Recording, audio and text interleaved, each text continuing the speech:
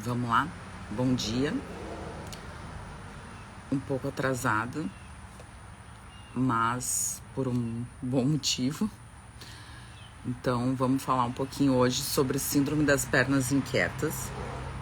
Vou falar de um caso clínico de síndrome das pernas inquietas, uma paciente que voltou em consulta essa semana, e aí eu lembrei de trazer aqui, porque na verdade, é uma entidade bem frequente, a síndrome das pernas inquietas. Muitas pessoas têm e nem sabem que tem. E essa paciente veio por síndrome das pernas inquietas, mas muitos pacientes vêm em consulta com a síndrome das pernas inquietas durante a consulta e nem sabem que tem, nem percebem que tem. Então, assim, essa paciente é uma paciente... Eu vou ler mais ou menos aqui, pra gente ler todo o caso clínico. Eu fiz um resumo, mas igual eu vou dar uma lida. Primeiro, bom dia, já entrou bastante gente. Vou dar bom dia aqui pra todo mundo. Enfim. Então, assim, é uma mulher de 30 anos. Ela é, né? Tudo bom, Silvia? Ela é professora de yoga. Então, assim, olha que interessante. Por que eu tô trazendo esse caso clínico? Então, imagina, uma professora de yoga de 30 anos que tem síndrome das pernas inquietas.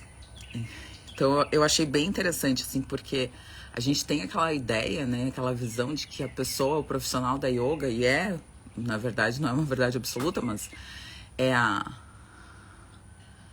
vamos dizer assim, o estereótipo do professor de yoga, ele ser uma pessoa mais calma, com autocontrole, que, enfim, entende da questão da respiração, consegue ter uma vida um pouco mais saudável, é o viés do trabalho saudável, né? Então, uma pessoa que faz yoga, ela já tem um viés de que ela, teoricamente, vive uma vida mais saudável, né? Vive uma vida mais próxima do que a gente considera saudável, né? Porque ela escolheu também um estilo de vida. Yoga não é só...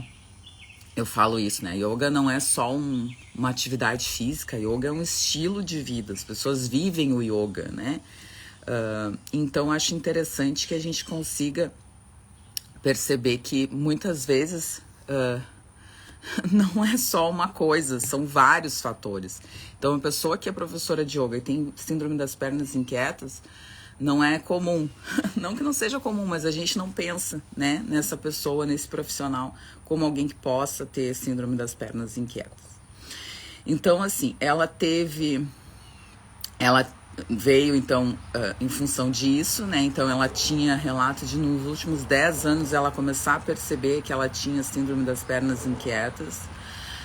Só que no último ano, o que aconteceu? Ela veio exatamente por causa disso, né? Então, que são os pacientes dos últimos anos, né? Os últimos 2, 3 anos, muita gente começou a vir no consultório por causa disso. Então, no último ano, ela teve piora do sono, o nível de energia estava menor, ela se sentia mais cansada, se sentia com menos disposição para dar as aulas, para fazer as atividades durante o dia. E ela dizia que ela tinha aumentado a ingestão de café. Isso foi uma coisa que me chamou bastante atenção, porque ela não conseguia ficar sem café, e ela dizia assim, eu não consigo ficar sem café, a cada 1, 2 horas eu não consigo ficar sem tomar um cafezinho. Como ela trabalhava no estúdio de yoga, ela tinha essa possibilidade de ficar tomando café. E aí, com esse monte de café que ela estava tomando, porque ela se sentia muito cansada, ela começou a piorar sintomas gástricos, começou a ter mais azia, mais dispepsia, mais questão de indigestão. E ela tinha uma doença celíaca, então ela piorou também da doença celíaca, mesmo sem mudança em relação aos alimentos que continham glúten. Ela piorou da doença celíaca, e por isso que eu trouxe esse caso também, porque eu achei muito interessante. Então, assim, ela tinha sido diagnosticada, eu vou trazer a história prévia, né, que é interessante. Então, a história pregressa dela é que ela tinha uma doença celíaca, que ela foi diagnosticada quando ela era menor, ela era criança. E ela estava super bem em relação a essa exposição ao glúten, né?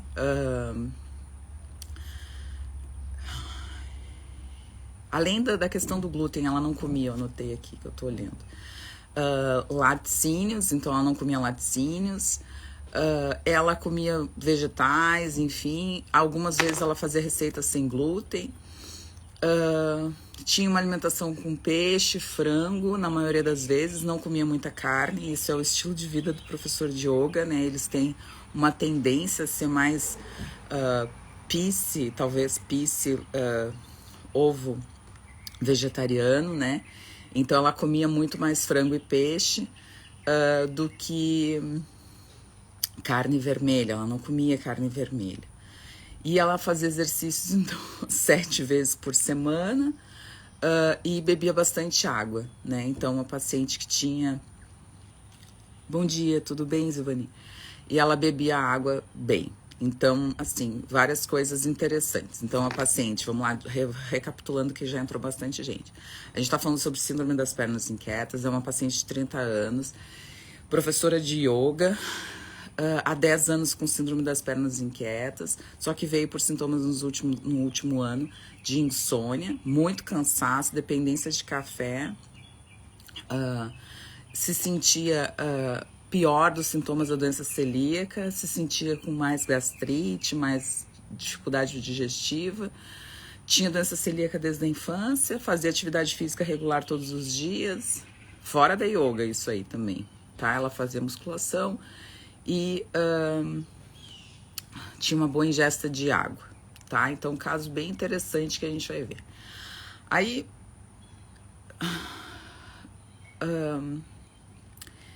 O que eu fiz nessa primeira consulta? Eu pedi os exames, né? Que é o que eu faço frequentemente, então eu vou pedir os exames. Não tinha nada de intestino importante, enfim, paciente jovem também, né? Então a gente, com mudanças rápidas, a gente não percebe muita mudança intestinal. Não era constipada, enfim. Então, eu pedi os exames e aí ela veio assim, eu vou ler mais os exames que estão alterados, que são os que eu anoto. Então, assim, um TSH de 4, ela tinha T3 e T4 normais. Aí, uma B12 de 232, um metilmalônico bom, tá? Um metilmalônico de 150. Uma vitamina D de 50, um ferro de 40, capacidade de ligação do ferro estava boa. Saturação,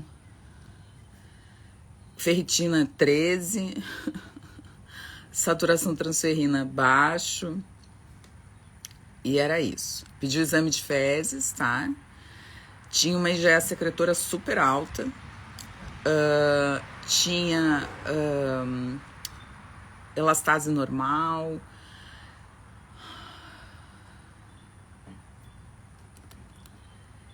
e tinha uma questão muito importante relacionada a uma baixa de bactérias intestinais. Todas. Então, ela tinha, na verdade, uma diminuição do número de bactérias intestinais, tanto lactobacilos, enfim, tinha diminuição. Então, assim, olha que interessante esse nosso... Uma melatonina baixa. Olha que interessante esse exame. Então, a paciente com síndrome das pernas inquietas, com deficiência de B12. Ai, Laudeci, sinto muito. Vamos lá. É que eu quero falar sobre o café, porque todo mundo falou bem do café e eu quero falar algumas coisas do café e do chimarrão que me fizeram pergunta. Por que eu fiz esse caso? Por causa do café, por causa do chimarrão, mas também por causa da questão da síndrome das pernas inquietas com as deficiências de nutrientes. Então, assim, o que a gente vê, né? De micronutriente, ela tinha deficiência, eu vou colocar aqui, tá? Muitas deficiências de micro, então ela tinha de B12, ela tinha de B2, eu pedi B2, veio, ela tinha de B9, tinha de vitamina C, que eu anotei depois, eu não anotei os valores, mas eu tava falando dos valores mais importantes, tá? De ferro, então assim, uma paciente que tem dificuldade em todas as vitaminas, isso a gente chama de microdesnutrição, tá? Posso falar depois do café, tá, Laudeci? Me lembra no final da live que eu vou falar um pouquinho sobre o café, porque muita gente pergunta o que é um café bom, eu vou falar sobre isso, tá? Mas eu vou terminar o meu caso, tá bom, meu amor? Não que eu... Querida, que bom te ter aqui, Laudeci. Mas me lembra depois no final da live, tá? Eu vou terminar, senão eu não termino meu raciocínio. Olha só, então assim, então ela tinha uma IgA secretora super alta, todas as deficiências de micronutrientes, tá? A B6 estava baixo, magnésio estava baixo, vitamina C, vitamina B2, vitamina B9, B12, tá? A D estava no limite, o ferro estava muito baixo, então assim, ela tinha muitas deficiências de micronutrientes, ela tinha muitas deficiências em relação à microbiota, ela tinha uma microbiota deficiente, talvez por essa alimentação. Ela tinha uma IgA muito, muito alta, né, que é um indicativo de que a gente tem um sistema imunológico extremamente perturbado. Então, assim, vamos analisar por partes, né? Eu acho que isso é muito importante. Essa paciente, primeira coisa, que eu acho que é a coisa mais simples que dá pra ver. Então, assim, uma paciente com ferritina muito baixa e ferro muito baixo. Então, uma paciente com anemia por deficiência de ferro, ok? Conseguem entender isso que eu tô falando? Então, assim, uma paciente que tem ferritina e ferro baixos, os dois. E isso indica uma anemia por deficiência de ferro. A gente pode olhar lá no hemograma sobre a hemoglobina, sobre as hemácias, sobre VCM, HCM, a gente pode olhar isso, mas ela tem um ferro muito baixo e ela tinha um ferro e uma ferritina muito baixas. Então isso indica uma anemia por deficiência de ferro. Tá ok? Esse é o primeiro ponto que eu quero que vocês entendam. Quando a gente fala de anemia por deficiência de ferro, muitos sintomas podem vir na cabeça, né? O primeiro sintoma que vem na minha cabeça é cansaço, é fadiga, é fraqueza, a pessoa não consegue fazer as coisas. Ah, pode ser deficiência de cortisol, claro, pode, mas não. A gente pensa no ferro, a gente pensa em cansaço. E ela tinha. A síndrome das pernas inquietas, ela também está relacionada com deficiência de ferro. Então, muitos pacientes podem ter deficiência de micronutrientes, não só do ferro, mas eu tô falando do ferro agora, que pode estar relacionado com isso. Além disso, a tireoide pode estar relacionada e ela tem um TSH um pouquinho mais alto, né? Apesar de ainda ter T3 e T4 normais, ela tem. Queda de cabelo está muito relacionado com ferro baixo. Então, assim, existem vários sintomas dos pacientes que estão relacionados com essa anemia por deficiência de ferro. Muitas vezes a gente só vê ferritina baixa e não vê ferro baixo. Isso não é anemia por deficiência de ferro.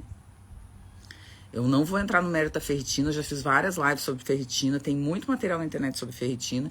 Ferritina somente baixa não significa anemia por deficiência de ferro.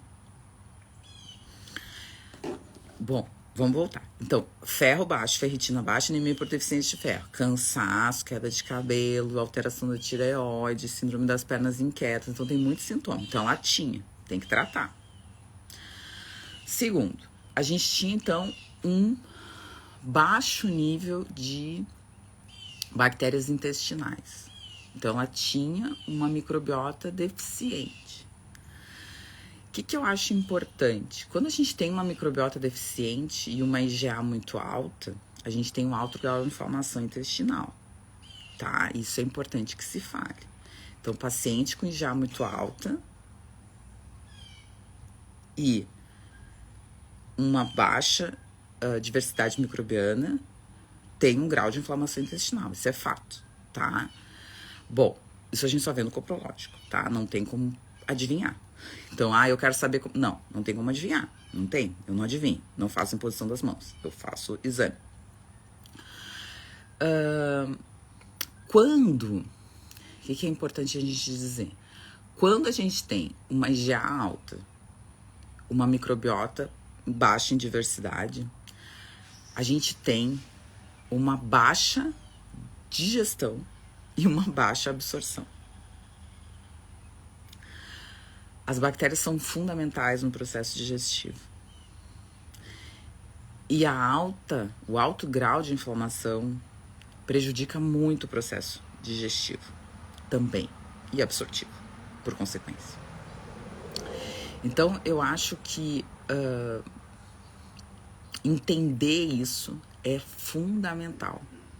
E isso talvez explica porque ela tem a deficiência de tantos micronutrientes também. É assim o raciocínio que a gente faz na medicina integrativa, pessoal. Eu trago esses casos de medicina integrativa para que vocês entendam o raciocínio que eu faço quando eu estou pensando num paciente. A gente lê o exame, mas a gente interpreta o que está acontecendo. Entende? E para absorver, a gente precisa de uma borda em escova muito bem direitinho, bonitinha, ativa. Se a gente não tem isso, a absorção, a digestão e a absorção vai ficar muito prejudicada. Tá bem? Então, deficiência de ferro, baixa diversidade microbiana, alto grau de inflamação, presença de anemia por deficiência de ferro e deficiência de micronutrientes. Tá? Estamos fazendo todo o caso clínico aqui. Se você não pegou, pega no início, você vai começar a entender. Bom, vamos lá. O que é importante a gente saber?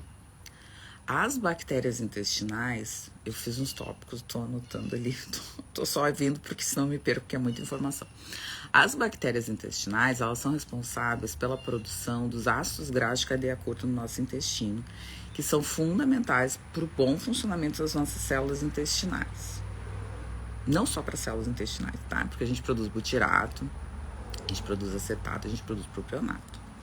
Esses ácidos graxos de cadeia curta, o butirato, ele é muito importante para o nosso intestino, mas o acetato e o propionato são importantes para o nosso funcionamento, do nosso metabolismo. Então, é importante que a gente entenda que quando a gente tem uma diversidade microbiana muito baixa, essa produção dos ácidos graxos de cadeia curta, ela vai ficar prejudicada.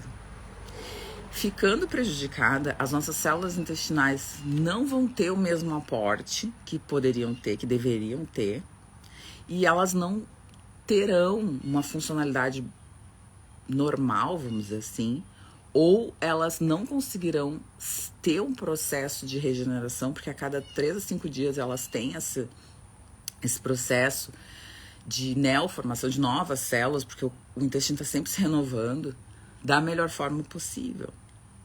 Então, o que a gente tem que entender? Que esse funcionamento intestinal, ele é dependente da nossa microbiota e da produção dos ácidos graxos de cadeia curta. Então, se você tem uma baixa diversidade microbiana, você precisa tratar. Acredite se quiser. Então, isso também é importante para que essas células de borda em escova, que são responsáveis pela absorção, funcionem corretamente. Bom, falar das deficiências de vitaminas B, né, que todo mundo pergunta, né, deficiência de vitamina B é bem comum. Então, assim, é importante saber que as deficiências de vitamina B, as que a gente consegue medir no sangue, eu peço todas as vitaminas B que a gente tem disponível no sangue, tá? Na consulta.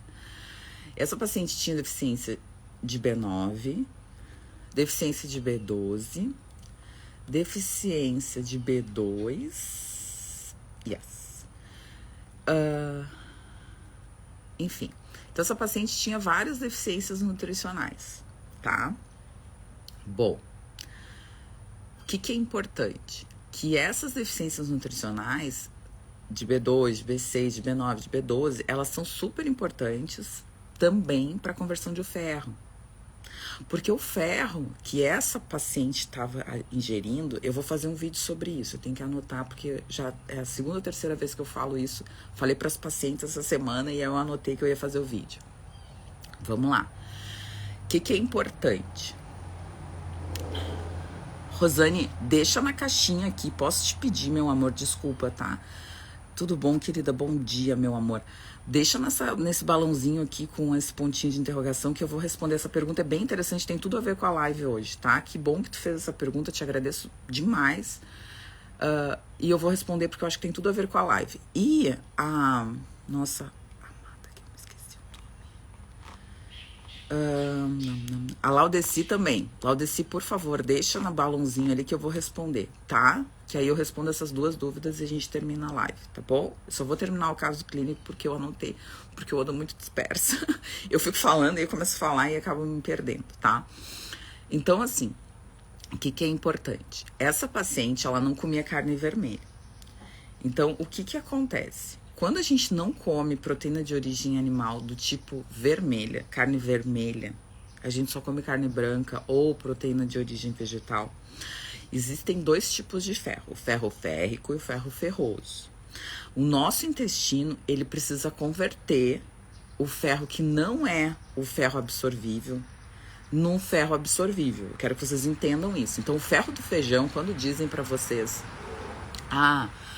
come feijão porque feijão tem ferro. Não, o feijão tem ferro numa forma não absorvível. A gente precisa converter esse ferro para uma forma absorvível para o nosso intestino, tá? Essa conversão, ela não é instantânea, ela não é imediata, ela não é assim. A gente precisa de micronutrientes para converter. Eu atendi uma paciente essa semana exatamente, além dessa, com o mesmo caso, porque os pacientes vêm sempre juntos, né? Os casos se repetem. O meu professor, o Dr. Kurt, ele sempre falava isso, né? Um professor maravilhoso que eu tinha na faculdade. E ele sempre falava, as doenças, elas vêm sempre juntas. Então, um paciente vai repetir o caso do outro, tu só tem que prestar atenção. E essa paciente repetiu o caso de uma outra paciente que eu atendi essa semana.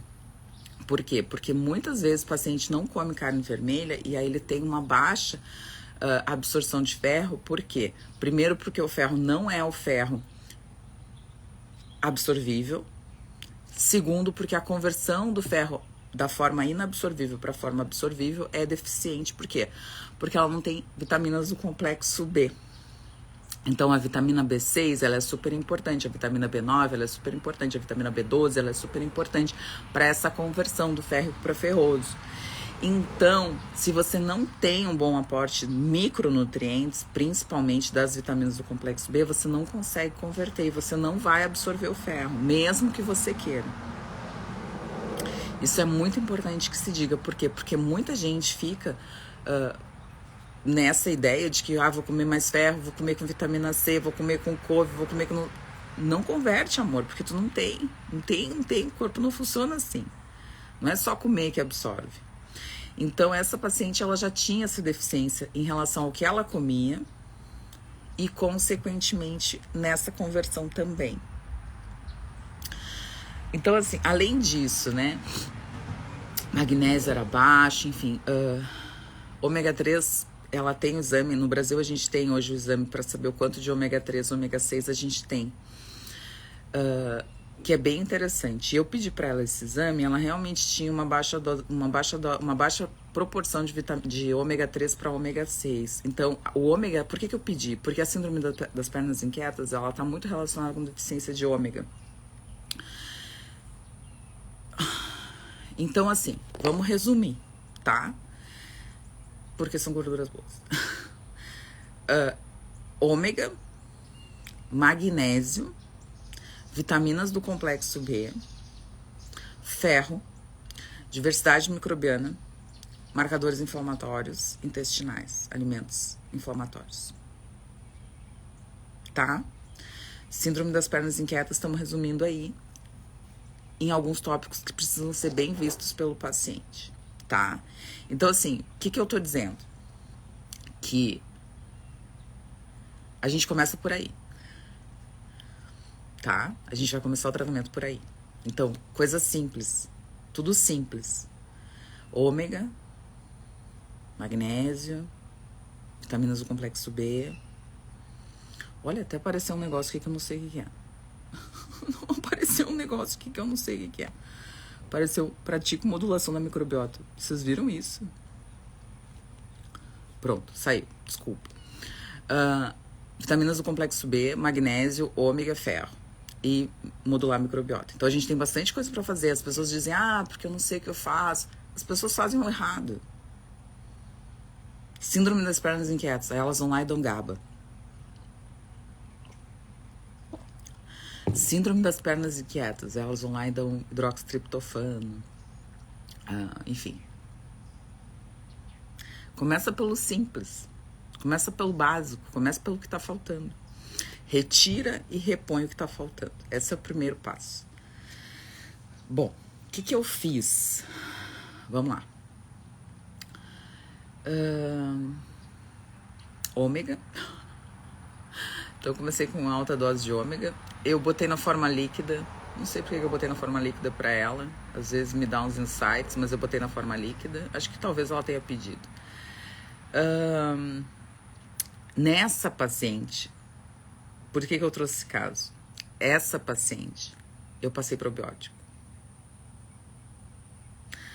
Perguntaram também, né? Não sei se estão aqui as perguntas. Não, já caíram. Mas essa paciente eu repus probiótico. Porque probiótico para alguns pacientes é bem-vindo. E ela precisava de probiótico. Então,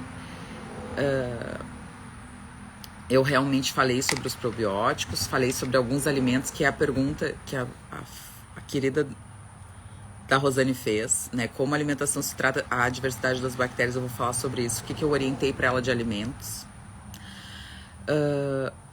Que mais que eu passei? Passei um polivitamínico, eu passo, né? Um suplemento de ferro, passei também, né? Mas eu primeiro consegui tratar essa questão do ferro, né? Porque ela não ia comer carne vermelha. Então, e era uma paciente de sangue tipo O. Não falo mais nada, quem me acompanha sabe. Enfim. O que eu fiz mais? Eu botei magnésio, né, que eu tava lendo aqui. Orientei a reduzir a ingestão de café, que podia estar prejudicando alguma absorção de alguma coisa. Eu passei um suporte hepático para desintoxicação, por causa daquela IgA alta. Perfeito. Foi isso que eu fiz. Coisa simples, tá? Fiz mais algumas alterações aqui, mas nada de muito complexo, né? Nessa primeira abordagem. Então, depois, o que eu anotei aqui? Deixa eu ver. 4 meses ela voltou. Que a maioria das vezes eu faço essas questões relacionadas a retorno em 3, 4 meses. Eu falo 3 meses e a paciente voltou em 4, né? Que é o que acontece a maioria das vezes. Minha consulta é assim, quem não me conhece, né? Mas eu vou falar. O paciente faz uma consulta, tem retorno até 60 dias, porque com esses 60 dias ele vai vir com os exames. Nesses 60 dias a gente vai fazer um novo plano, que foi esse plano que eu fiz pra ela, porque ela veio com os exames nesses 60 dias. E essa paciente vai sempre retornar em 3 meses, né? Que é o primeiro ano, é sempre assim, 3 a 4 meses, eu sempre fico vendo os pacientes dessa forma. E ela voltou depois, eu sempre oriento 3, mas ela voltou 4. Tá tudo certo, tá? Eu passo a receita para 90 dias. Então, assim, ela precisava, nesses 4 meses, ela falou que ainda tinha insônia, né? Tinha ainda um pouco de fadiga. Ela tinha cortado o café, e é isso que estava atrapalhando ela, né? Ela começou, depois de 6 semanas do tratamento, ela começou a dizer que tinha tido uma melhora. E a gente pediu novos exames para ela, tá? Pra gente ver, eu pedi esses novos exames pra gente ver como é que ela tava. Eu vou falar sobre os exames, tá?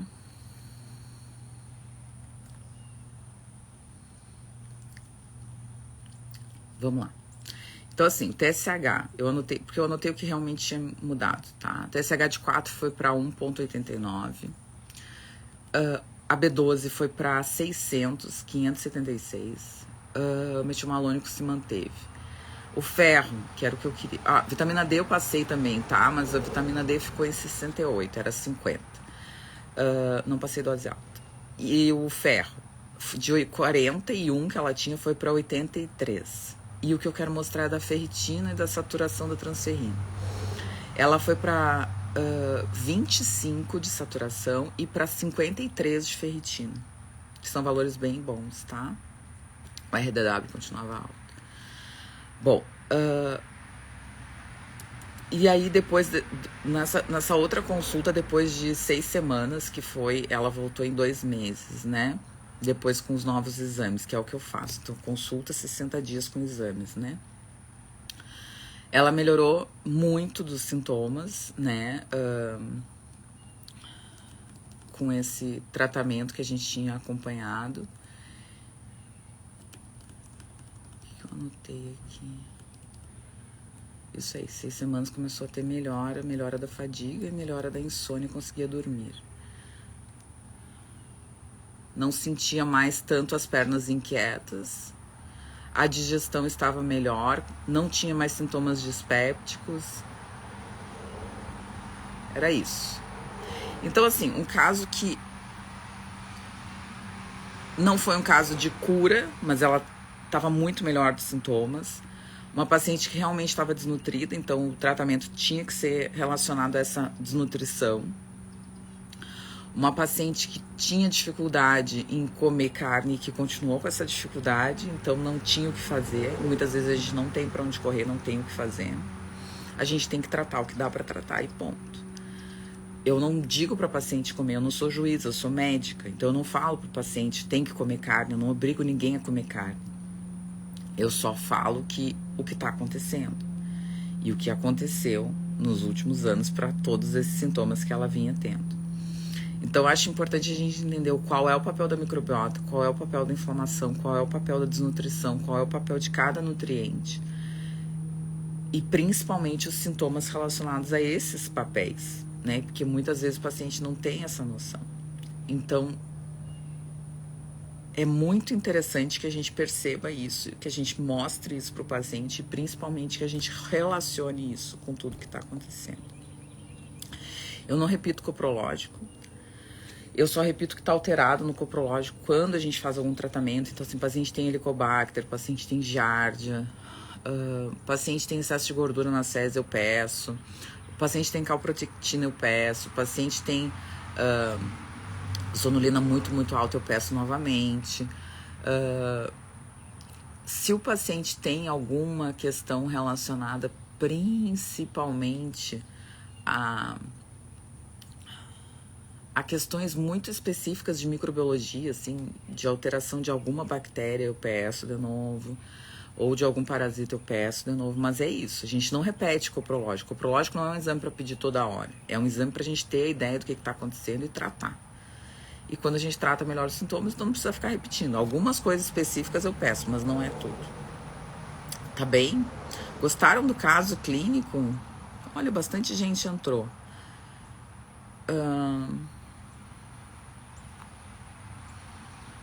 Vamos ver aqui, vamos dar oi para todo mundo. Bastante gente entrando. Gostaram do caso clínico? Vamos responder as perguntas agora.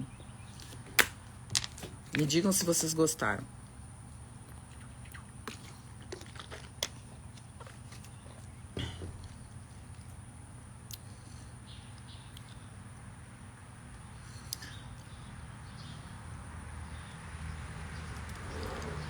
Vamos lá.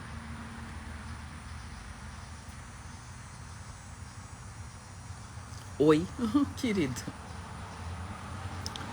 Oi. Vamos lá. Sim, que bom. Vamos lá. Então, assim, ó, vou responder essa pergunta da Rosane, tá? Que bom, Luciene. Obrigada, querida. Bom te ter aqui. Se vocês quiserem colocar aqui no sem dúvida, estou na academia. Eu vou daqui a pouco, acho eu. Uma formiga, não quero matar ela, mas eu não sei onde é que ela parou. Bom, vamos lá. O que eu acho importante, tá? Vou assistir o início novamente. Tá, perfeito, vamos lá. Bom, o que eu acho importante da gente falar da alimentação para esse tipo de paciente que tem uma baixa diversidade microbiana? Essa paciente é uma paciente que se beneficia de alimento fermentado. Tô quebrando todos os meus paradigmas aqui, né? Porque vocês sabem que eu tenho pavor, né? Pavor de gente que fala que kefir é pra todo mundo. Eu tenho pavor de gente que fala que kombucha é pra todo mundo. Eu tenho pavor de gente que fala que chucrute é pra todo mundo. Eu tenho pavor de gente que fala que natô é pra todo mundo. Porque não é. É pra uma minoria. A maioria das pessoas tem SIBO. A maioria das pessoas tem disbiose. A maioria das pessoas por excesso de bactérias. Não é por falta. A maioria. Então, assim, se a gente for pegar 10 pacientes, de 10 pacientes, 7, 8 tem desbiose, tem SIBO por excesso de bactérias e não por falta, tá? Então, eu vou dizer assim, que 70% das pessoas que eu pego é por excesso e 30% é por falta. Então, kefir, kombucha, chucrut, natô, são alimentos para minoria, não para maioria. Por que eu quis trazer esse caso clínico? Porque essa paciente é uma paciente que tem necessidade. Tanto que eu passei probiótico para ela e ela melhorou. Por quê? Porque ela tem uma baixa diversidade microbiana. Porque ela tem uma alimentação monótona.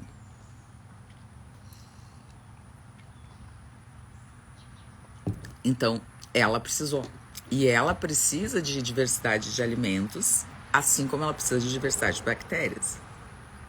Então, essa paciente eu orientei, sim, o uso de alimentos fermentados. Tá? Então, como é que a gente aumenta a diversidade das bactérias? Com alimentos fermentados também. Com mais fibras. Essa paciente é uma paciente de Portugal. Lá eles tomam raízes de chicória, tá? Várias pacientes já me mandaram. Eles têm raízes de chicória como café. E ela trocou o café pela raiz de chicória. Eu nem falei isso porque isso é uma coisa muito de Portugal. Mas como eu atendo muito paciente de Portugal, eu realmente falei isso. Então, assim, a ingestão de alimentos pré-bióticos, a ingestão de alimentos probióticos são bem interessantes para esse tipo de paciente, tá? O que eu acho bem importante? Que entendam que não se deve tomar kefir, que entendam que não se deve comer chucrut frequentemente, que entendam que não se deve comer fibras, muitas fibras, que não se deve fazer uso de kombucha, que não se deve fazer uso de natô sem necessidade. Porque você vai, às vezes, piorar o seu caso, porque o seu caso não é de falta, o seu caso é de excesso. Tá bem? Então, acho que... Não sei, Rosane, querida, se eu respondi essa pergunta, mas o que faz a melhor diversidade microbiana é a alimentação rica em diversos alimentos, tá? Então, assim, a não monotonia alimentar faz com que a nossa microbiota fique melhor. Tá bem? Perfeito. Vamos lá. Se vocês quiserem colocar aqui no chat da onde que vocês são, de que cidade vocês são, de onde é que vocês estão falando, eu acho bem legal, porque aí eu consigo ter uma ideia do que falar, porque eu não falei que essa paciente era de Portugal, porque eu fiquei meio assim, porque eu vi muita gente do Brasil.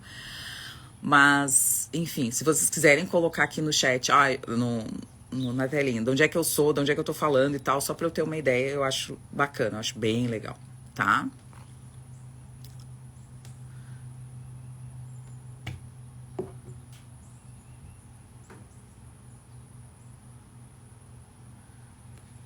Eu vou responder a da Laudeci, depois eu vou responder a da Luciene, tá?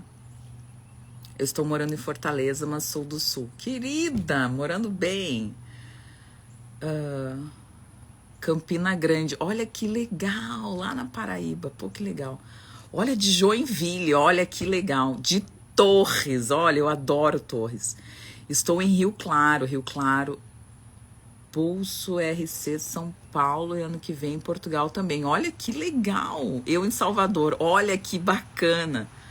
Americana, olha, interior de São Paulo, muito legal. Rio de Janeiro, olha. Paraíba, Princesa Isabel, Porto. Ai, viu? Agora sempre vem alguém, né? De Portugal, que legal.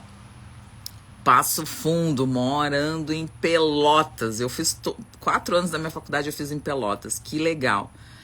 Goiás, olha, onde em Goiás, Elaine? Olá, Portugal, viu? Eu falei. Então, eu vou a Portugal, então, em novembro, né, no congresso da maior empresa, né, não só de cosméticos, mas também de suplementos de Portugal, né? Que é a Spell One. Então eles me convidaram para palestrar, tô super feliz. Então eu vou a Portugal em novembro, se vocês quiserem participar do congresso, vai ser muito bacana, só gente de primeiríssima qualidade. Bento Gonçalves, ai, olha, o pessoal morando mal, né? Rio de Janeiro, a Rosa, que legal. Porto Alegre, a Ângela, olha, minha vizinha. Lagoa Santa, Minas Gerais, olha que legal, né? Blumenau, olha, ontem eu tava lendo alguma coisa de Blumenau. O que eu li? Alguma coisa muito legal de saúde em Blumenau, agora não me lembro. Eu leio tanta coisa todo dia. Goiás. Ininha, o pessoal de Goiás é meio tímido, né? Só escreve Goiás. Não, escreve a cidade, né? Goiás é tão grande, né? Ó, Antônio, ó, a Zivani já falando com o Antônio, as duas lá do Paraíba. Vamos lá, muito legal, adorei. Gente, tudo que é lugar bacana do país, né? Adoro Paraíba, adoro Goiás, adoro São Paulo, né?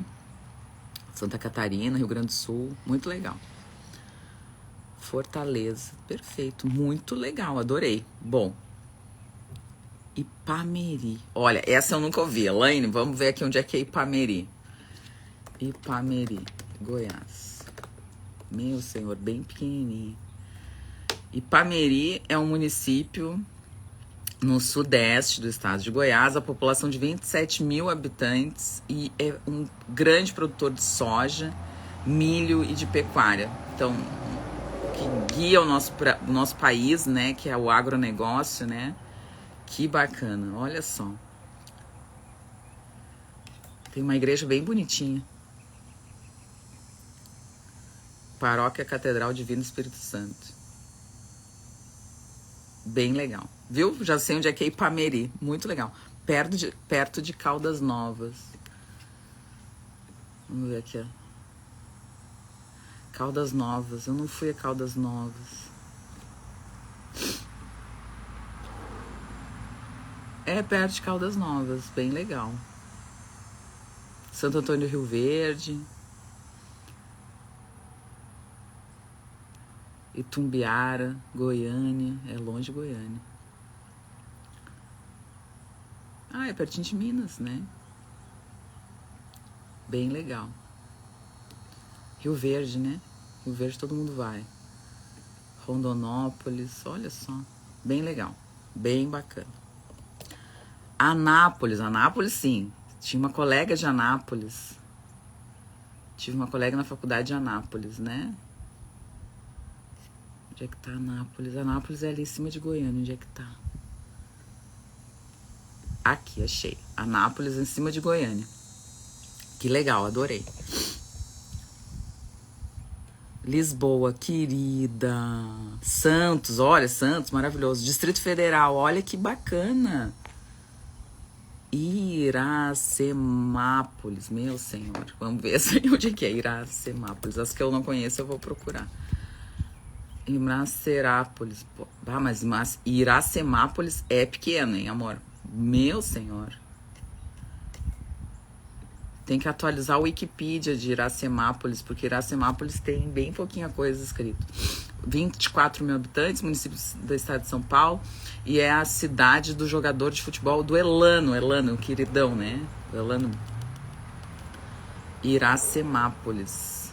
É, não é tão perto de São Paulo. Perfeito, muito legal, viu? Quando fazia dieta vegetariana, infelizmente vivia distendida, mudei, a distensão quase desapareceu. Pois então, é isso que eu falo, porque muitas pessoas, o que acontece? Tem esse desequilíbrio por esse tipo de dieta. Muita fibra, pouca fibra, às vezes não sabe fazer dieta vegetariana. Eu atendi uma paciente essa semana também, agora tu falou isso, Ângela. A paciente vegetariana há 30 anos, né?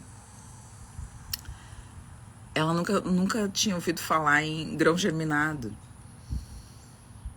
Ela não sabia por que se comia grão germinado. Ela não sabia como fazer uma boa reposição proteica. Paciente bem desnutrida. Então, assim, não adianta ser vegetariano porque eu acho legal. Precisa ler, que nem eu... Assim, ó, vou dar um exemplo, tá? Olha só. A Valéria diz assim. Valéria Pelvani, querida. Diz assim, Iracemápolis. Pô, eu não sei onde é que é. O que eu faço? Eu boto no Google? Eu não vou ser vegetariana sem pesquisar. Não vou...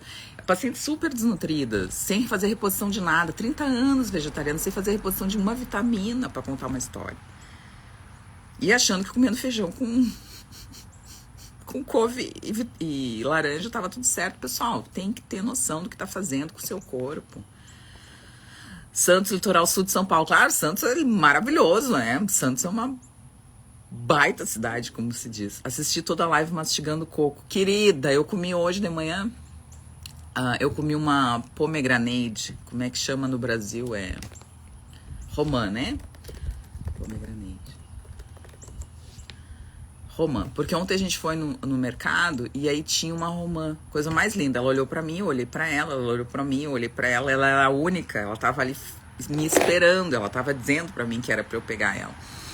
Como faz muito tempo que eu não como romã, eu falei, vou pegar essa romã e vou comer amanhã de café da manhã.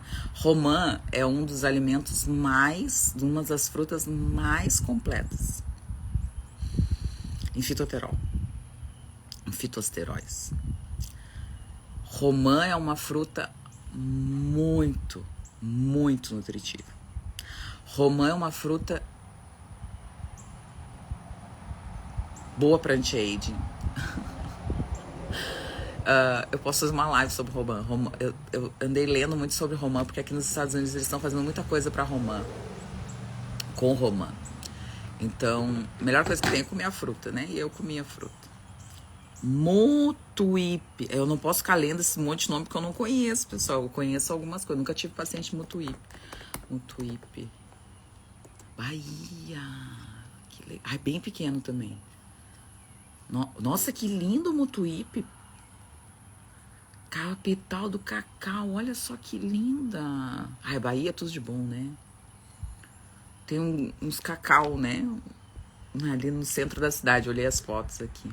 Vou bem interior da Bahia, né? Mutuípe. Mutuípe tem 22 mil habitantes, né? Também tem que atualizar esse Wikipedia aqui de Mutuípe, porque Mutuípe não tem nada, pessoal. Região Nordeste do Brasil, estado da Bahia. Mutuípe, bem legal Mutuípe. Que bonitinho, né? Cidade... Nossa, tem uma foto ali de Mutuípe linda.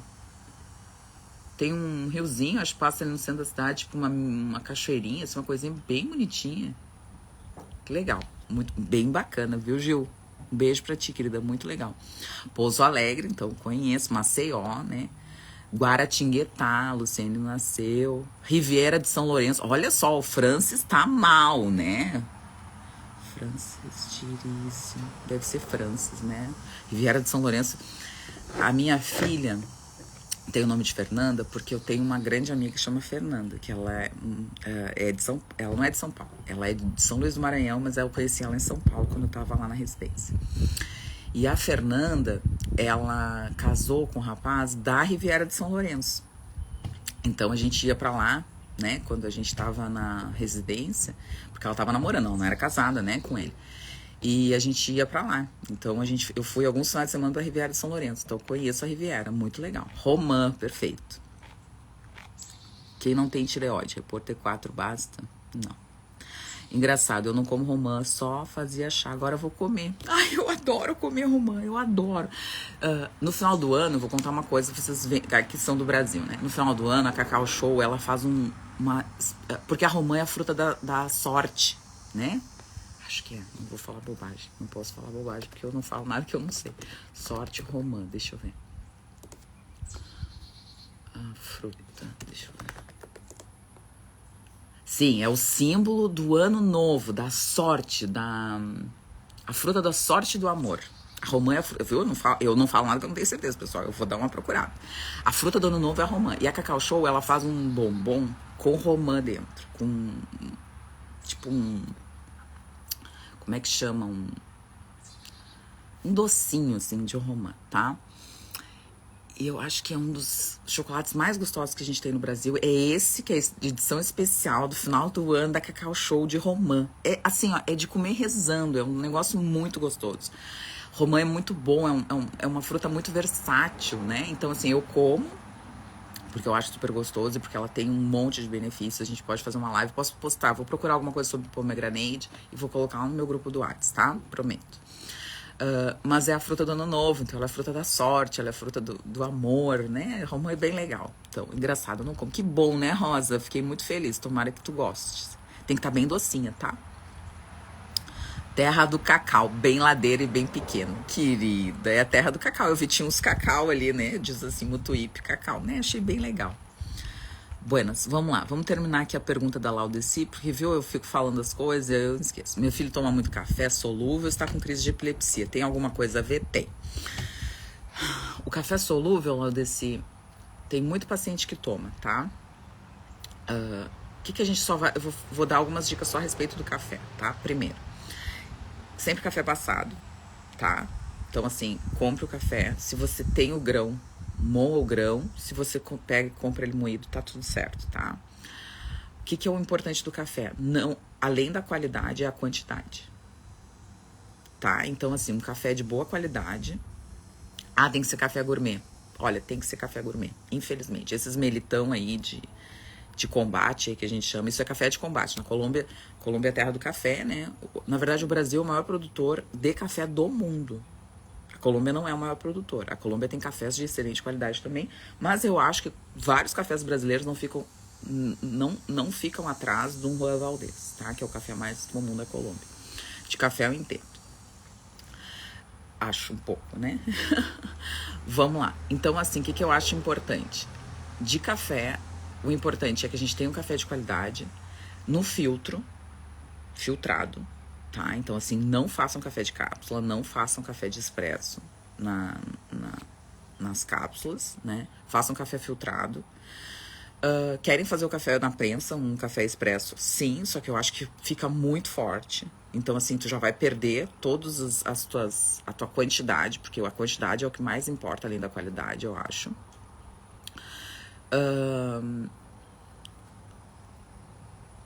E isso pode influenciar, sim, na absorção de algumas vitaminas e alguns minerais, tanto quanto o chimarrão, tá? Então, assim, café.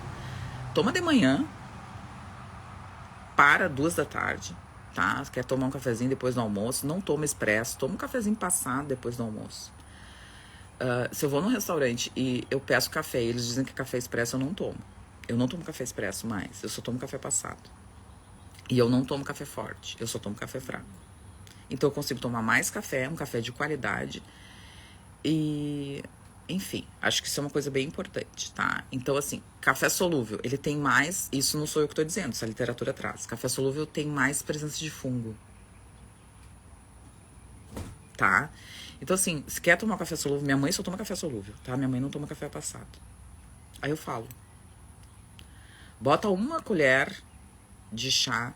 De chá não, de chá, na verdade, não de chazinho, né? Aquela colher de café solúvel, bota um pouco d'água quente ali fervendo, e era isso, entendeu? E faz a tua xícara de café. Orienta o café passado. Porque o café passado tu consegue diluir mais ele, entende? Tu bota um pouco de café e tu faz um café que é mais... O meu café não é um café forte. Ficou frio. Não gosto de café frio. Não é um café forte, tá? E eu faço... acho que isso é uma coisa bem importante, assim. Eu faço o café com... de manhã, e eu faço aquele ali. Se acabou, acabou. Eu não vou repetir o café. E aí, se eu tô afim de tomar café, aí eu tomo um café descafeinado, eu faço o mesmo café de tarde. Café descafeinado ajuda muito no sono. Ele tem várias questões que são diferentes do café com cafeína. Tá bem? Então pode atrapalhar sim, pode interromper sim. Tem que terminar a live.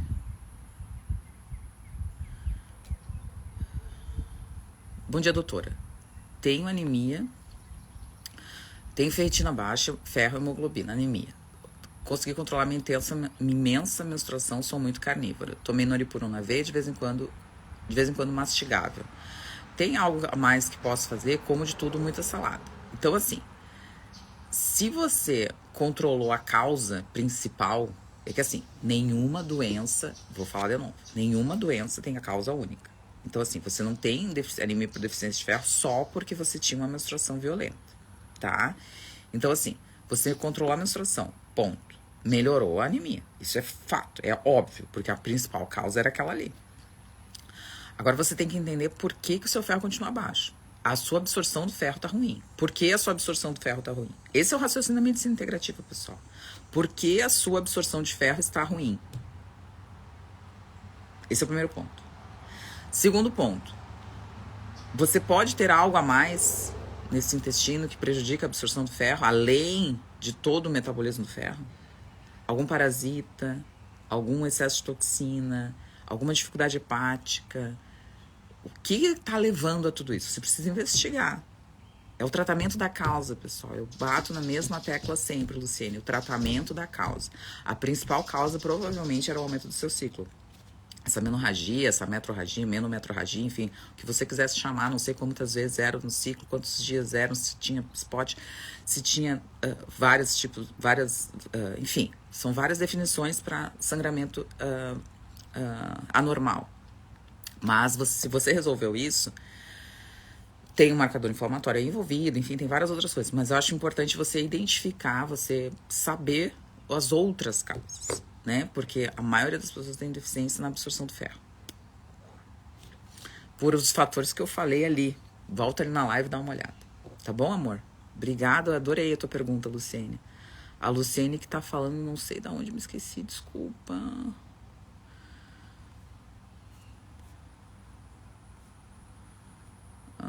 Quando tomo café, em poucas horas vou ao banheiro. Querida! Sim, eu falei sobre isso nessa semana. Renata Yamani, querida. Bom dia, doutora. Muito prazer. Te sigo aqui do Japão. Obrigada por compartilhar teus conteúdos. A Janete de Balneário Camboriú. Vamos lá. Obrigada. De nada, meu amor. De nada. São Paulo, desculpa. Perdoa, Luciene, tá? Vamos ver aqui mais uma pergunta pra gente terminar. A Fabiana, doutor, não consumo glúten nem derivados do leite, mas tenho rinite alérgica. Então, vamos precisar investigar essas outras intolerâncias e sensibilidades alimentares, é óbvio. Então, assim, nem toda intolerância e sensibilidade alimentar é em função de glúten e de leite. A grande maioria é. Mas se fosse só isso, tava todo mundo sem rinite. Então, existem outras causas de sensibilidades alimentares, de intolerâncias alimentares relacionadas a esse excesso de sensibilidade, e a gente precisa investigar. Às vezes não é só a questão do alimento, às vezes é a questão de um condimento, monossódio glutamato, um sorbato que tá demais na sua alimentação, enfim. Então existem outras coisas. E além da água, além da onde você mora, daqui a pouco você mora num lugar com muito fungo. Então, assim, precisa identificar. Precisa saber qual é a causa. Então, não é só a alimentação. A alimentação é um dos principais causadores. Mas a gente precisa identificar o que está acontecendo. E aí você pode fazer um exame de sensibilidade alimentar e começar a tirar. E a gente pode fazer também uma identificação do ambiente. Eu falo isso, assim. Na consulta, às vezes eu não abordo muito no início, assim, depois quando o paciente está mais tempo comigo e não melhorou, eu abordo sobre a casa. Quando as crianças autistas que eu atendo, eu sempre abordo muito sobre a casa, né? Porque a casa é muito importante. Para as crianças autistas, a casa é fundamental. Mas para os adultos eu não abordo muito, até porque às vezes é difícil, sabe? Mas muitas casas têm muito mofo. Então, assim, qualquer rachadura na parede, pensa no mofo. Aqui nos Estados Unidos tem um kit que você coloca na peça ou na casa, deixa ali a casa fechada, não sei quantas horas, e eu posso olhar isso pra vocês porque eu tenho um folder deles, assim. Aí tu deixa o kit aberto, o kit capta toda aquela questão de fungo, e aí você manda pro laboratório, aquele kit é um quadrado, e eles identificam todos os fungos que tem na sua casa. Aqui nos Estados Unidos tem. Olha aí, Fabiana, se não tem aí. Eu posso te mandar. Me manda um direct ali que eu posso ver. Eu tenho nas minhas coisas, eu tenho tudo anotado. Só tem que achar. Sobre isso. E eu te mando e tu tenta procurar aí na Grécia, deve ter. E me convida pra ir aí, querida. Hoje de manhã, uma amiga minha foi pra Grécia. Não sei onde é que ela tá. Eu só vi que, assim, eu olhei e eu falei, ela tá na Grécia, porque é tudo lindo na Grécia. Acho que ela tá no Chipre. Pode ser? Chipre.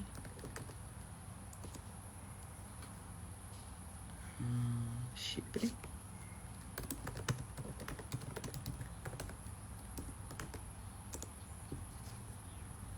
Sim.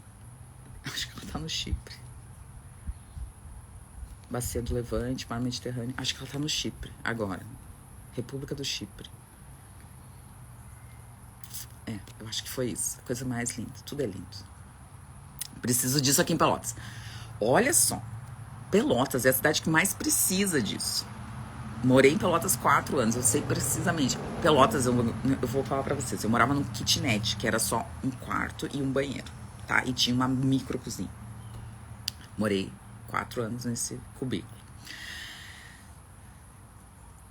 Tinha que lavar roupa na lavanderia, porque na roupa não tinha nem espaço pra ter lavadora, assim, nem tinha dinheiro, tá?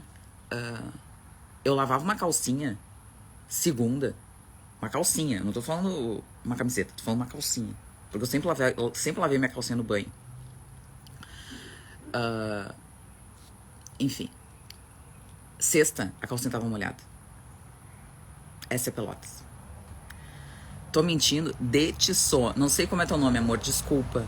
Na Grécia. Me convida pra ir na Grécia, tá? Ter fungo no intestino pode ser devido a remédios psiquiátricos.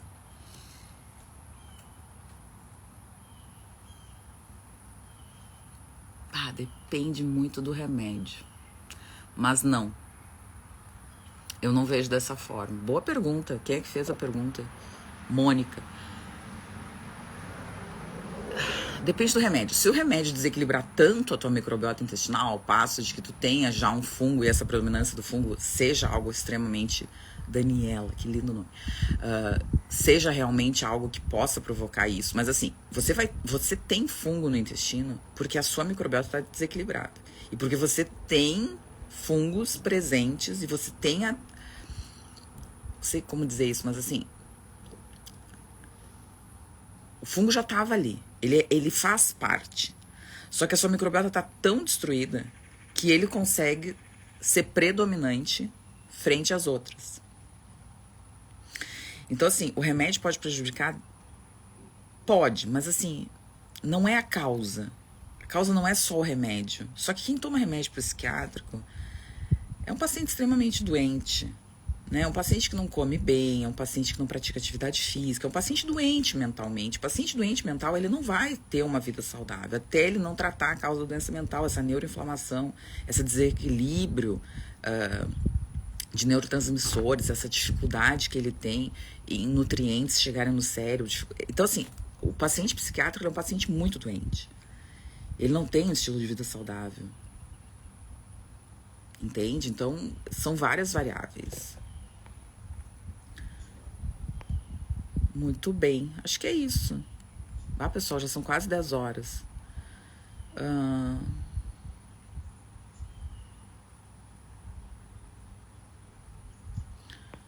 Olha só. Doutora, tive Covid há 2 anos, meu organismo mudou muito, me sinto muito cansada. Tem alguma vitamina? Querida, isso é síndrome pós-Covid, tem que tratar a síndrome pós-Covid. Vitamina não trata a síndrome pós-Covid. Tá? Isso é inflamação, é persistente de inflamação, de estresse oxidativo.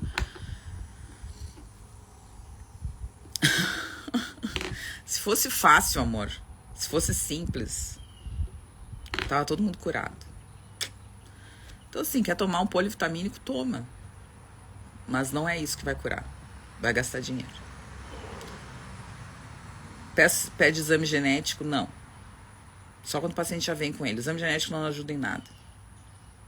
Ainda não, 2023, tá? Pode ser que daqui a uns 5, 10 anos ajude alguma coisa, mas agora não ajuda nada. Genética não determina nada. O que determina é a epigenética, tá? Então, assim, o que o meio ambiente faz na sua genética é o mais importante. Então, o exame genético vai ser só pra você ter um exame genético, mas não determina absolutamente nada. E no tratamento quase sempre não muda nada. Metabolômica, sim. Coprológico funcional, sim. Mas exame genético, não. Só pra dizer, ela tem um polimorfismo da vitamina D. Tá, a gente vai dar mais vitamina D. Mas isso a gente vai ver no exame. O paciente tá tomando 15 mil unidades de vitamina D, a vitamina D não subiu, ela tem um polimorfismo da vitamina D. Entende? Não precisa fazer exame genético, não precisa gastar 2, 3 mil reais pra saber disso. Isso eu já sei. E eu não tô fazendo nada de exame genético. Totalmente desnecessário.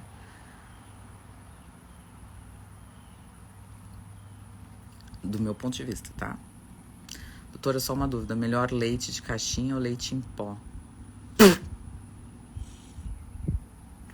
Bem-vinda, Kelly. Bem-vinda. Qual o melhor leite, pessoal? Vitamina D é interessante para as bactérias. Vamos lá.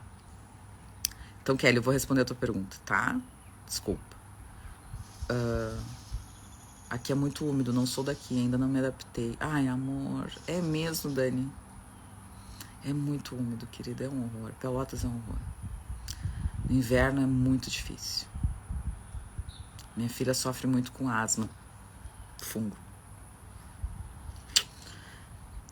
É muito difícil. Compra aqueles desumidificador. Aquilo ali é uma coisa boa em Pelotas, sabe? Compra um bem bom.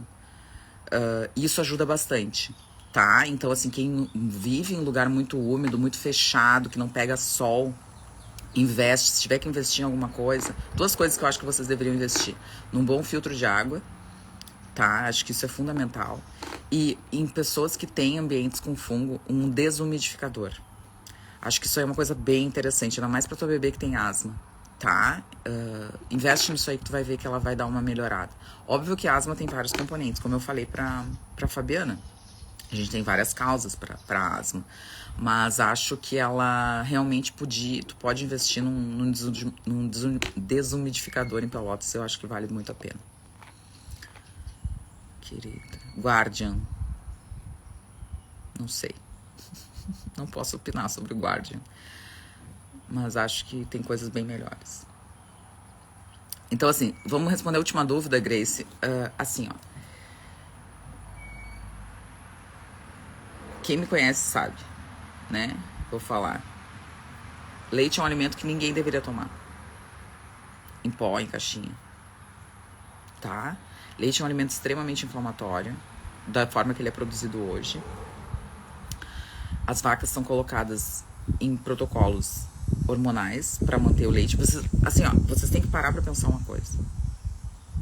Uma mulher produz leite todo o tempo? Não. Uma vaca não produz leite todo o tempo. Leite é leite, pessoal. Produção de leite é um mecanismo hormonal, que é igual. Somos todos mamíferos. Ok? Ok. A vaca, para ter a produção de leite, ela precisa de um protocolo de indução hormonal. Então, ela tem o bezerro é tirado dela, para que ela fique dando num ordenhadeira, na grande maioria das vezes ordenhadeira automática, uma ordenhadeira, uma máquina, e ela fica ali durante algumas horas do dia ordenhando as tetas, tá? O úbere. Isso faz muita mastite. O pessoal fala que não, mas faz, tá? Porque assim, pensa tu ficar com uma... Quem já teve nenê, tá? Pensa tu ficar com um sugador, as medela, daquelas da vida, 8 horas, 6 horas na tua teta. Tá? Só pra começar a ter uma ideia. Então, assim, além delas terem essa indução hormonal, então a gente não sabe o quanto de hormônio, porque nos testa hormônio em leite, tá? Além disso, e hormônio em excesso não tem como, elas têm a necessidade do uso de antibiótico. Então elas usam muito antibiótico para tratar mastite, porque estão com seios coitadas dos bichos. Eu fico com pena dos bichos. Assim, quem já foi visitar uma fazenda, eu não vou dizer todos os bichos, mas os bichos sofrem, entendeu? E eu sou totalmente a favor, enfim, do agronegócio. Acho que o agro é o que realmente mantém o nosso país do jeito que é. Mas, e a gente precisa comer carne, e eu sou carnívora e gosto, enfim. Mas, do jeito como é produzido, eu não concordo. E do jeito que isso chega para o mercado consumidor, eu também não concordo. Então, eu acho que as pessoas têm que começar a pensar sobre isso. Derivados é diferente, a gente sabe, porque existe um grau de processamento para indução não só da questão do queijo, do creme de leite, da nata. Enfim, tem muito mais gordura do que proteína. A proteína é o componente alergênico do leite. Enfim, então assim, leite de caixinha ou leite em pó? Amor, troca. Ponto. O leite não pode ser um alimento essencial na sua vida. Você não pode tomar leite todos os dias. Do jeito que é produzido hoje. Se, Grace Kelly, Grace Kelly, que nome lindo, né? A Grace Kelly era maravilhosa. Se, Grace Kelly, tu tens uma vaca mimosa no teu quintal, da tua casa, que eu não sei onde tu mora, tu não colocou onde tu mora, que tu alimenta só com capim, e que ela te dá o leite porque ela tem o bezerrinho dela, que mama na tetinha dela, tá tudo certo.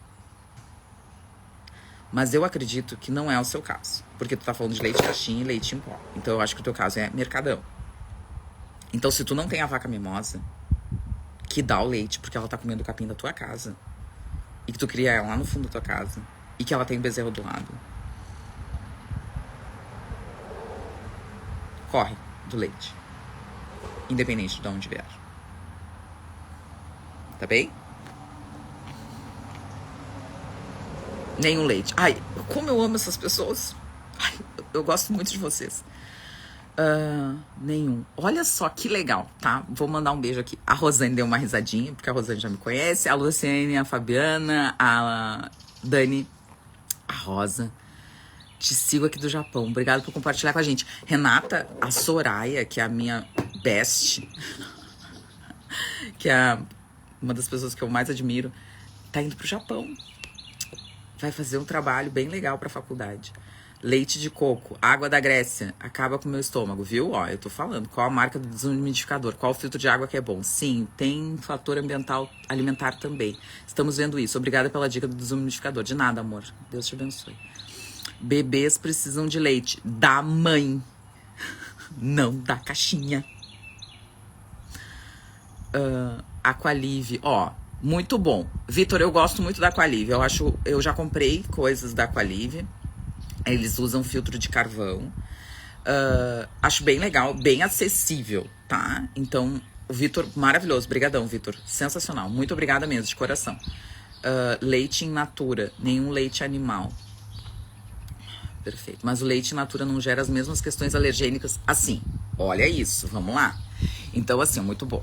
O pessoal tem que acabar, vou fazer mais 4 minutos, senão eu vou ficar aqui até amanhã, tá? Bom, vamos lá, eu adoro. Eu podia ficar o dia inteiro aqui, né? Porque eu adoro fazer isso. Leite in natura gera alergias, sim. Mas não pra todo mundo. Não pra todo mundo. O que mais gera alergia é na verdade, essa questão de que a gente não sabe o que tem na caixinha. Existe um trabalho, botei lá no grupo do WhatsApp há um tempo, que os europeus, né, têm esse polimorfismo, né, para a proteína do soro do leite, pro leite, né, para essa intolerância ao leite. Até 60% das pessoas têm, mas 40% não tem. Por isso que algumas pessoas reagem ao leite e outras não. Então, assim, quando a gente fala que o leite é inflamatório, uma coisa é alergia, outra coisa é inflamação. A gente fala que o leite é inflamatório por quê? Porque todo leite é inflamatório, porque todo leite vem na caixinha. Se a gente tem a vaquinha mimosa lá no quintal de casa e tal, ele não vai ser inflamatório. Aí a gente vai pensar na alergia. É isso que eu quero que vocês entendam. Não é uma coisa não exclui a outra.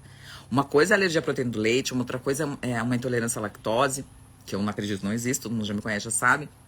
E uma outra coisa é a inflamação. Então, assim, pacientes inflamados não podem tomar leite, porque leite é um alimento inflamatório, ponto. Agora, se a gente tá falando de um paciente que não tá inflamado e que quer tomar o leite da vaquinha lá e que não tem alergia à proteína do leite, ele pode, porque não é um alimento inflamatório. Então, ele não vai ser prejudicado na inflamação. E ele não tem alergia à proteína do leite, aquele leite tá tudo certo. Por isso que algumas pessoas tomam leite A2 e tá tudo certo. Tá? Tem que pensar nessas coisas. Já tivemos essa vaca mimosa querida. A Rosa mora no interior. Isso aí eu tinha visto. Não, a Rosa mora no interior, acho que sim. Doutora, quais laboratórios do Brasil fazem o coprológico além de famoso de Minas Gerais? Mas gostaria... Nenhum. Pulemos. Leite de cabra e ovelha não tem caseína. Não é bem assim, Kat. Não é que eles não têm caseína, é que é diferente o que a gente tá falando. Doutora, eu faço faculdade de nutrição, os professores defendem muito leite, eu só aprender para aprender. E formar uma resposta para os meus amigos de sala. Para te formar essa resposta, Grace, eu vou te falar, tá? Lê sobre o agro, lê sobre a produção. sobre zootecnia. Pra gente formular, porque eu estudo muito zootecnia por causa disso. Pra gente formular uma resposta, a gente precisa saber por que aquele leite é inflamatório. Não adianta dizer que o leite é inflamatório. A gente precisa saber como ele é produzido. A zootecnia, ela tá muito longe do consumidor. A gente tem que aproximar isso, porque eles são as pessoas que são responsáveis pela produção da proteína animal. Então, enquanto a gente tirar a zootecnia, o zootecnista não se entende como um promotor de saúde, o veterinário não se entende como um promotor de saúde. E ele tem que se enxergar porque ele está produzindo a comida. O agrônomo, o engenheiro, o agrônomo, o engenheiro agrícola, ele precisa entender que ele é promotor de saúde. E eles não se enxergam assim. Eles se enxergam longe do consumidor. Então, para você defender que não se tome leite, você precisa estudar a zootecnia. Ler sobre zootecnia. Isso é muito importante. Sou de São Paulo, adoro teu trabalho. Amada. Esse bate-papo de conhecimento é super legal, doutora. Pois então, muito obrigada. Bom, acho que é isso, pessoal. Tá entrando mais perguntas, mas eu não vou conseguir responder. Vamos deixar para próximo final de semana, próximo domingo. Espero estar viajando. Enfim, essa semana foi bem difícil. Eu tô super atrasada com os pacientes. Foi uma semana bem difícil pra mim, mas passou. Tudo passa, né? Tem aquela piada, né, brasileira. É bom falar em português. Tudo é passageiro, menos o motorista e o cobrador, né, do ônibus. O resto tudo é passageiro. Tudo é passageiro, pessoal. Tudo é passageiro. Tudo vai passar. Sempre penso assim, né, que não tem mal que pra sempre dure, né? Então, acho que é isso. Que bom, são 10 horas da manhã, horário dos Estados Unidos, meio-dia, horário de Brasília. Eu desejo pra vocês um excelente domingo, como eu sempre desejo, né? Que vocês descansem, aproveitem com a família, abracem. Saiam agora da live, vão abraçar quem tá aí na casa, sabe? Vão dar um beijo bem grande, assim. Um beijo de amor. Aproveitem quando as pessoas que vocês amam estão perto de vocês. Porque é super difícil quando as pessoas que a gente gosta não estão perto da gente.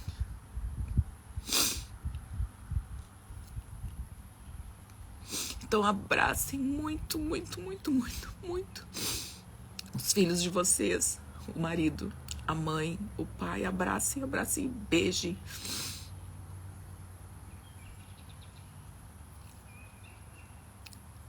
Porque é esse amor que faz a gente